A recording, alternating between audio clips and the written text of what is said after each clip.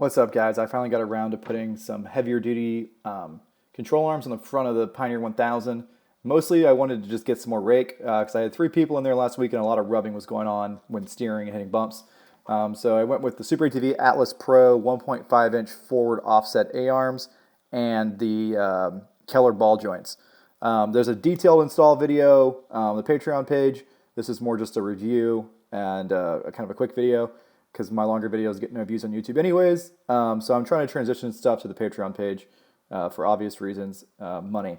Anyways, yeah, so overall, pretty good. This thing did great with the stock ball joints, and the axles and everything are holding up well. The next thing I need to upgrade is the steering rack, probably. There's a little bit of play in it, but everything else is good. The tie rods feel strong, the frame tabs look good, so yeah, pretty happy with the Pioneer so far. Alrighty guys, so we got the Atlas Pro arms. These suckers are beefy. The reason I went with the Atlas Pro is because that's one of the only options for the 2022. 2022 Pioneer and newer have very different arms, especially the upper arm. So we got these beefy suckers to help with the tire rubbing. You see where the tire rubs right there a little bit. There is a good mod to cut the plastics, but I wanted to do Keller ball joints anyways. At this point in the video, I need to give a shout out to the awesome person that gave me these control arms, essentially. Oh yeah, they wish to remain anonymous. But anyways, thank you, Control Arm Fairy, Arch Beefy Arm Fairy, for sending me these arms to test out. So if we measure from this little mark I made here to, yeah, it's hard to do with a helper. We're at 15¼ inches to the center of the ball joint from there. So when we put our new arms in here, we'll take that same measurement and I will tell you exactly how much forward rake these have. All right, so guys, before we were at 15¼ we're gonna measure again with the new arms on, same spot.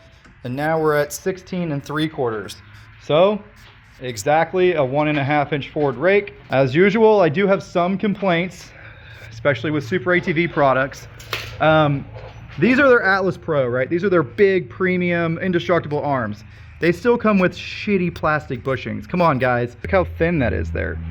You don't have a whole lot of wear until you got no bushing left. I mean, this is pretty cheap shit for your premium control arm Super ATV. All right, the job is done. I'm out breaking stuff in, flexing it out. So this is kind of a worst case situation right here. The wheel's turned in the worst spot and it's flexed up pretty far. And you can see that I still have, you know, at least 1 inch of tire clearance before it's going to rub at all, which means I could go up 2 inches in tire size if I wanted to. Everything looks good. One thing to note is that the alignment was all out of whack. They say they adjust them for you, but I had to spend a ton of time adjusting those bottom turnbuckles to get the camber in line. It was all cambered out, stupid looking. So I got all that jammed up. Just putting a level on the inside lip of the wheel right here. Don't use your outside lip if you have a beadlock, because beadlock rings aren't necessarily flat. And then I, use the tape measure between the wheels. I haven't messed with caster yet. I think I might, because I can actually loosen and tighten one and I can change the caster, just to make it a little easier on my poor power steering rack. But so far so good. The ball joints don't squeak yet because they're full of grease. I'm sure they'll start. Another thing to point out is that when you're adjusting this, you really only can adjust it in one full turn, aka 360 degrees. You need to keep this on the top. If it's on the bottom, it's gonna get broken off.